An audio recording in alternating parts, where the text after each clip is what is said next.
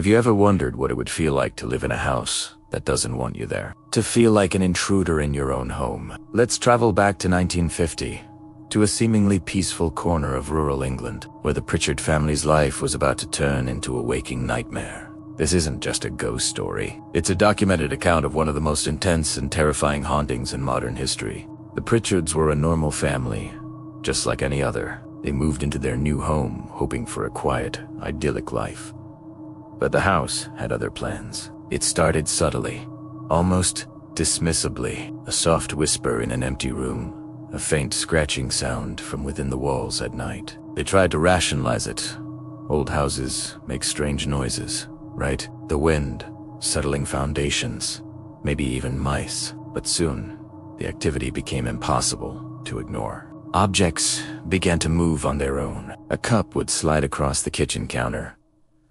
A book would fly off a shelf. The family would find doors wide open that they had just closed and locked. These were small things, but the frequency and boldness grew each day. It was as if an invisible force was testing them, seeing how much they could take before they broke. The initial skepticism of the family began to crumble, replaced by a creeping, gnawing fear. One evening, as the family sat together, a cold spot moved to the living room, so icy it made their breath visible. Then, from the corner of the room, they heard a soft, mocking laughter.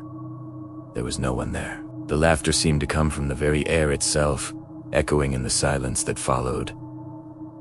This was a turning point. This was no longer just strange occurrences. It was a direct, intelligent, and malevolent presence making itself known. The terror escalated dramatically. The phenomena were no longer just small objects moving. Heavy furniture started to shift and slide across the floor with incredible force. The family would wake up to find their beds vibrating violently, or their bedroom doors barricaded from the outside by a heavy wardrobe that had been moved during the night. The house was trapping them, playing cruel and dangerous games. The psychological toll was immense. Sleep became a luxury they could no longer afford, as every night brought new and more frightening events. Desperate and terrified, the Pritchards decided they couldn't handle this alone. They reached out for help, contacting paranormal investigators and psychics, people who specialized in the unseen world. When the experts arrived, they didn't have to wait long. The house put on a show. The investigators witnessed objects levitating, heard the disembodied laughter, and felt the sudden, bone-chilling drops in temperature. Their instruments went wild, confirming what the family already knew. They were not alone. The house was indeed haunted, and not by a gentle spirit. It was home to a powerful, poltergeist-like entity. The investigators tried various methods to cleanse the house: seances, blessings, attempts to communicate with the spirit. But their efforts only seemed to make things worse. The entity grew angrier, more violent. Its activity became more direct and personal. One of the most chilling developments was the appearance of messages scrawled on the walls. In what looked like chalk or ash, cryptic and threatening words would appear overnight. Phrases like "get out" and "vengeance" is mine were found written in a shaky, almost childlike script. The messages confirmed the family's worst fears.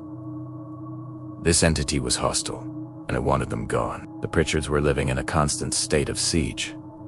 The unseen force wasn't just moving things anymore. It was starting to get physical. Family members reported being pushed by invisible hands, feeling sharp scratches on their skin, and having their hair pulled. The children were especially targeted, often waking up with inexplicable bruises. The family felt utterly helpless, prisoners in a home that was actively trying to harm them. The psychological pressure was unbearable, tearing the family apart with fear and stress. Imagine the sheer terror of not knowing what would happen next. Would a knife fly across the kitchen? Would a piece of furniture fall on one of the children? Every moment was filled with dread. The decision to leave wasn't easy. It meant abandoning their home, their investment, everything they had. But they realized their lives were in danger. The final straw came one night when a fire mysteriously broke out in an upstairs bedroom. With no logical explanation for how it started, they managed to put it out, but they knew they couldn't stay another day. With nothing but the clothes on their backs, the Pritchard family fled their home, leaving everything behind. They never returned.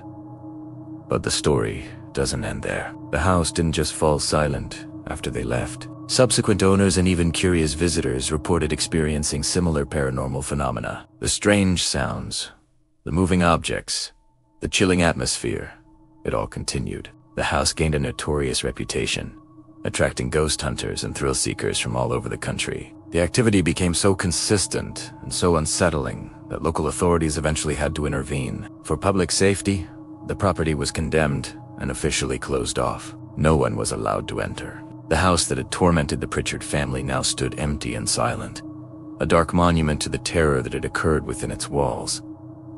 Its reputation was sealed, cementing its place in history as one of the most frightening and well-documented haunted houses of all time.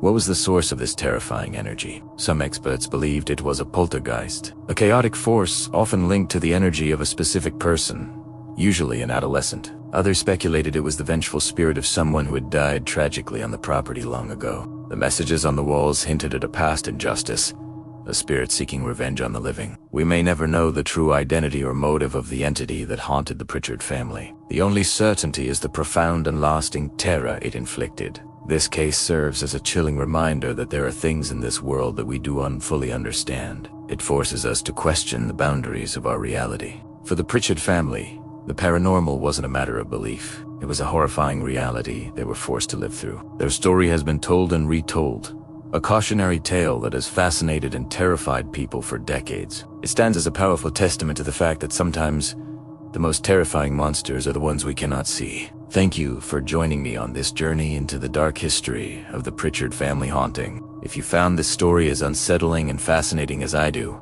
make sure to like this video and subscribe to the channel for more explorations into the unknown. Don't forget to hit the notification bell so you won't miss our next deep dive into the world's most mysterious cases. See you next time.